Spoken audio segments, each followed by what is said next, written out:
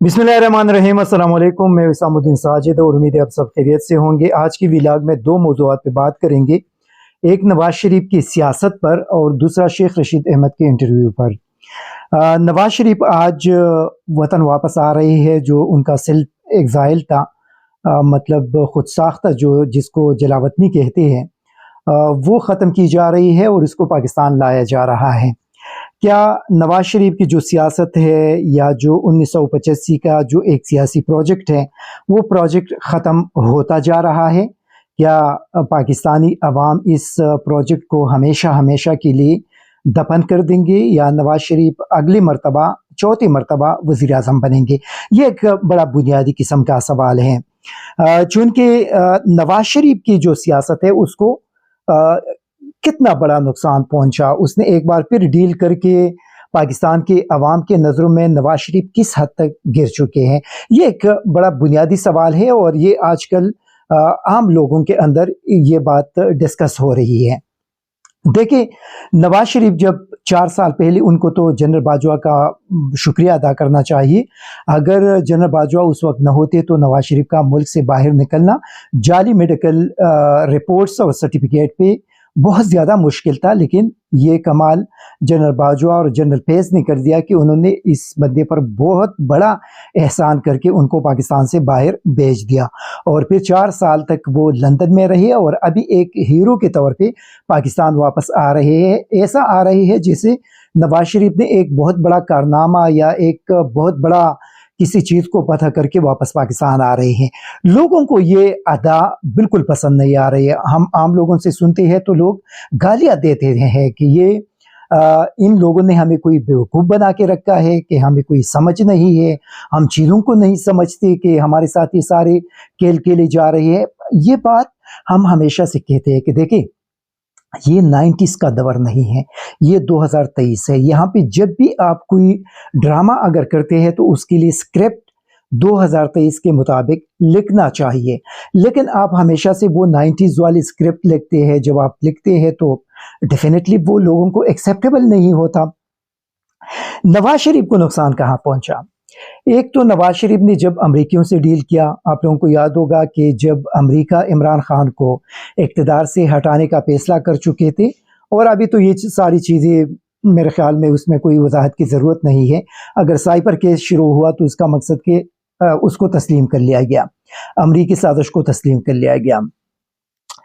उस वक्त ये खबरें आ रही थी कि लंदन में अमेरिकन ऑफिशियल नवाज शरीफ से मिल रहे हैं और नवाज शरीफ उनसे मुलाकातें कर रहे हैं और वो अमरीकी साजिश का हिस्सा बनते जा रहा है।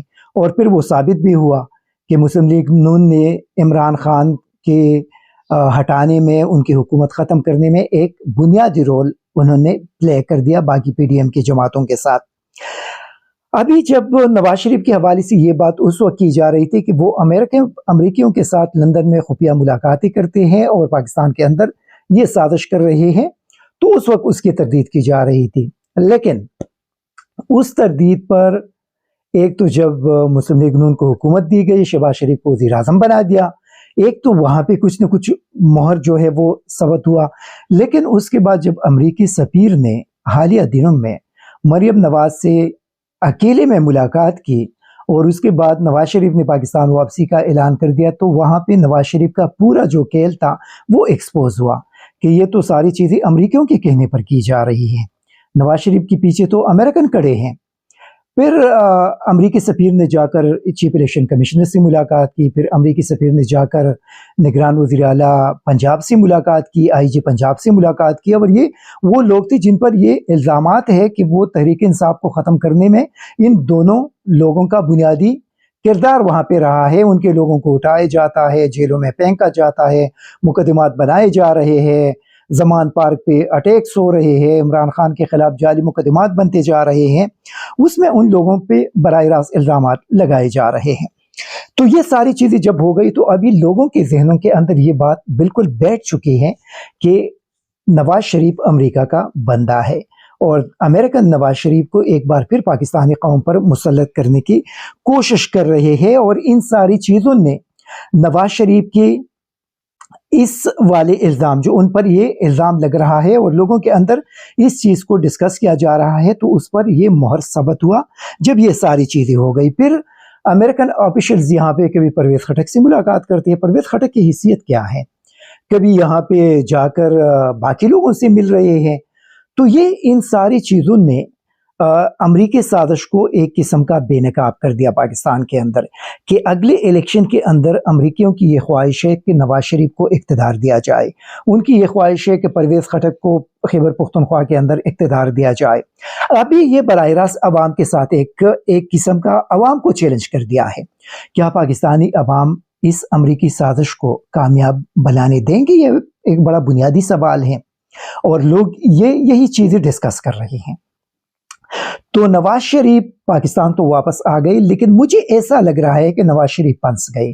ابھی اگر الیکشن ہوں گے اور پاکستانی عوام گھروں سے نکلیں گے اور وہ ایک بڑی تعداد میں عمران خان کو ووٹ دیں گے، تو اسی صورت میں پھر دھاندلی یا ریگنگ کرنا بہت زیادہ مشکل ہو جائے گا۔ اگر ہم فرض کرتے ہیں عمران خان 2/3 میجورٹی کے ساتھ ان کی پارٹی قومی اسمبلی میں پہنچ جاتی ہے، تو پھر نواز شریف باہر کس طرح جائیں گے؟ پھر ان کے واپسی بہت مشکل ہوگا۔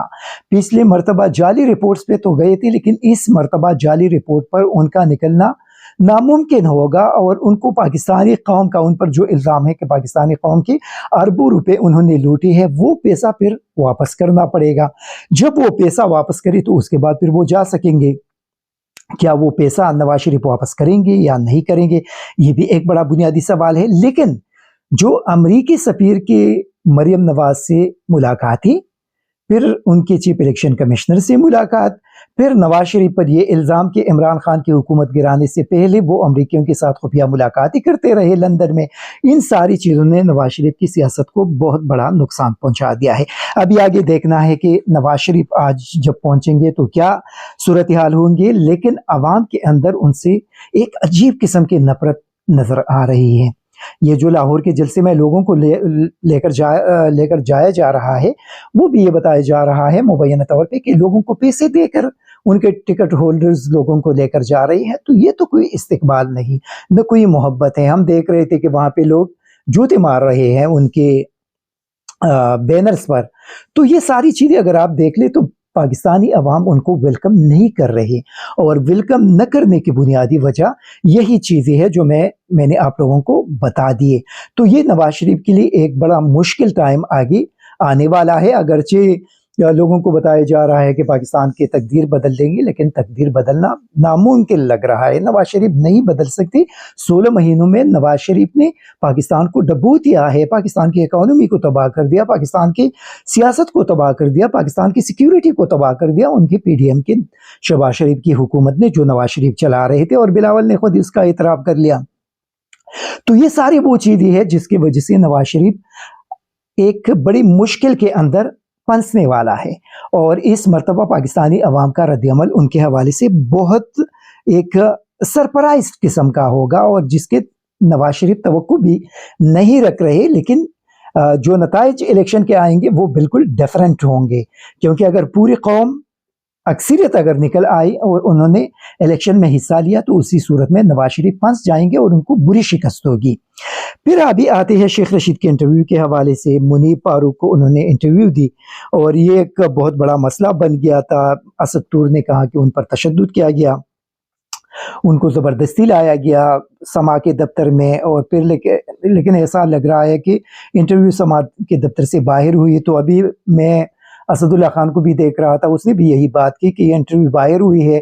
کچھ لوگ کہتے ہیں کہ یہ جب اسد طور کی ولاگ آئی ہے اور وہاں پہ یہ بات ہو گئی کہ شیخ رشید پہ تشدد کر کے ان کو گریبان سے پکڑ کے گھسیٹا گیا، تو اس کے بعد یہ باہر کہیں یہ انٹرویو دوبارہ ریکارڈ کیے گئے۔ ابھی اللہ کو بہتر علم ہوگا، اس کا ہمیں کوئی علم نہیں۔ لیکن شیخ رشید سے انٹرویو میں منیب فاروق کی بار بار کوشش کے باوجود عمران خان کے خلاف ان سے کچھ بھی نہ اگلوایا جا سکا۔ شیخ رشید نے بڑے مہارت کے ساتھ ساری باتیں کی، اور ایک جو عجیب قسم کی چیز ہم سب لوگوں کو لگی وہ تھی اسکرپٹ سے انٹرویو پر بات کرنا۔ شیخ رشید کبھی بھی کاغذ پہ لکھ کر انٹرویو نہیں دیتے، تو یہ ایک بڑا عجیب لگا کہ ان کو اسکرپٹ دیا گیا تھا، یہ ساری چیزیں ہو گئی تھی. لیکن ایک جو پازیٹیو قسم کی بات مجھے اس انٹرویو کے اندر لگی، وہ شیخ رشید کی اسٹیبلشمنٹ کے ساتھ معاملات کو حل کرنا ہے، کہ وہ تحریک انصاف اور ان کے بیچ جو ایک تلخی پیدا ہو گئی ہے، اس تلخی کو دور کرنا اور ان سارے معاملات کو حل کر کے الیکشن کے اندر ایک ماحول بنانا، یہ مجھے ایک پازیٹیو قسم کی بات لگی. اور مجھے خوشی ہوئی ہے کیونکہ جو لوگ پاکستان سے محبت کرنے والے ہیں، ان سارے لوگوں کو خوشی ہوگی کہ اگر تحریک انصاف اور اسٹیبلشمنٹ کے درمیان جو تلخیاں ہے وہ تلخیاں ختم ہو جائے تو اس سے فائدہ پاکستان اور پاکستانی قوم کو ہوگا. اس سے فائدہ اسٹیبلشمنٹ کو نہیں بلکہ ہمارے اداروں کو ہوگا. جو ہمارے ادارے ہیں جن کے حوالے سے اس وقت جو ایک عجیب قسم کی سچویشن بن گئی ہے، وہ ساری چیزیں ختم ہو جائیں گی. اور کل بھی میں نے اپنے ولاگ میں اسی حوالے سے بات کی کہ دیکھیں یہ نفرتیں ہمارے ادارے برداشت نہیں کر سکتے، یہ نفرتیں بہت آگے جائیں گے اور اس سے نقصان پاکستان، پاکستانی قوم اور ہمارے اداروں کا ہوگا. ان تمام لوگوں کو تکلیف ہوگی جو لوگ اپنے ملک، اپنے قوم اور اداروں سے محبت کرتے ہیں ہماری طرح. تو یہ ایک پازیٹیو قسم کی چیز ہے کہ اگر اسٹیبلشمنٹ کی عمران خان کے ساتھ معاملات حل ہو جائے اور یہ تلخیاں ختم ہو جائے، سارے لوگ الیکشن کی ایکٹیویٹیز میں مصروف ہو جائے، پاکستان کے اندر جو سیاسی بحران ہے وہ ختم ہو جائے، اس سے فائدہ کیا ہوگا؟ اس سے فائدہ یہ ہوگا کہ پاکستان کے اندر جو معاشی ایکٹیویٹیز ہے وہ بحال ہو جائیں گے اور جو لوگوں کی معاشی مشکلات ہے اس میں کمی آئے گی. کمی کس طرح آئے گی؟ پاکستان کے اندر پیسے کا سرکولیشن ایک بار پھر شروع ہو جائے گا. جب پیسے کا سرکولیشن شروع ہوگا تو اسی طرح ڈالر بھی نیچے آئے گا. پھر پیٹرول کی قیمتیں بھی آٹومیٹکلی، جب ڈالر کی قیمت نیچے آئے گی تو پیٹرول کی قیمت بھی گرے گی. پھر عام خوراک استعمال کی جو چیزیں ہیں اس کی قیمتوں میں بھی کمی آئے گی اور اسی طرح پاکستانی عوام کو فائدہ ہوگا. تو سیاسی جو بحران ہے، جو تلخیاں ہے، اس کو ختم کرنا بہت زیادہ ضروری ہے.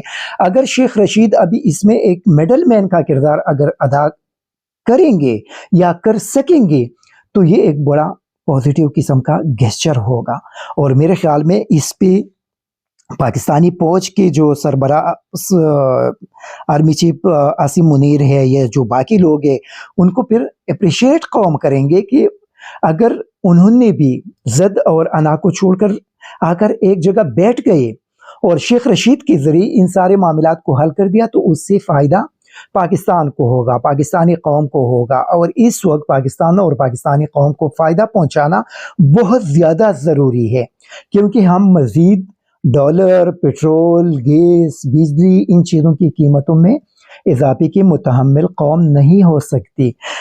تو یہ ایک جو پازیٹیو قسم کی چیز ان کے انٹرویو کے اندر مجھے لگی وہ یہ کہ تلخیاں ختم کرنے کے لیے وہ آرمی چیف کے پاس جائیں گے اور ان ساری چیزوں کو حل کریں گے. لیکن اس میں ایک ضروری چیز، جو اسٹیبلشمنٹ ہے ان کو مائنس عمران خان والی سوچ سے بھی پیچھے ہٹنا پڑے گا کیونکہ قوم کو یہ تسلیم نہیں ہے.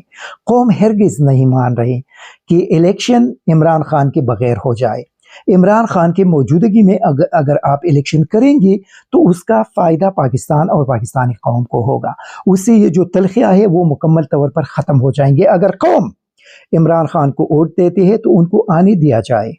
دیکھیں اگر قوم چاہتی ہے تو اس کے اچھے اثرات سامنے آئیں گے، برے اثرات نہیں ہوں گے. لیکن اگر آپ ان کو مائنس کرنا چاہتے ہیں تو اس کا نقصان ہوگا. اس الیکشن کو پھر عوام تسلیم نہیں کریں گے. جب عوام تسلیم نہیں کریں گے تو آپ کے ملک کے اندر سیاسی جو بحران ہے وہ ختم نہیں ہو سکتا، معاشی جو بحران ہے وہ ختم نہیں ہو سکتا، سیکیورٹی جو بحران ہے وہ ختم نہیں ہو سکتا. اسی وجہ سے جو کچھ ہوا ہے اس کو بھول جائیے. عمران خان الیکشن میں ہوں گے، تحریک انصاف الیکشن میں حصہ لیں گے، ساری سیاسی جماعتیں میدان کے اندر ہوں گے. عوام کو اختیار دیا جائے کہ وہ جس کو بھی ووٹ دینا چاہتے ہیں اس کو ووٹ دے اور اس کو اپنا حکمران بنا دے. ریگنگ سے بالکل دور رہنا چاہیے. ریگنگ سے نقصان پاکستان، پاکستانی قوم اور اداروں کا ہوگا اور ایسا نقصان ہوگا کہ اس کو پھر کنٹرول بھی نہیں کیا جا سکے گا. اسی وجہ سے شیخ رشید کی اس انٹرویو کے اندر جو مجھے پازیٹیو قسم کی چیز لگی، اگر وہ کوئی کردار ادا کر سکتے ہیں تو یہ بہت اچھا ہوگا، بہت اچھا ہوگا اور اس سے فائدہ پاکستان اور پاکستانی قوم کا ہوگا. لیکن چلو دیکھتے ہیں آنے والے دنوں میں یہ ساری صورتحال क्लियर हो जाएगी. Thank you very much. ISTV Pakistan को सब्सक्राइब करें और बेल आइकन को दबाएं मजीद वीडियो और अपडेट्स के लिए.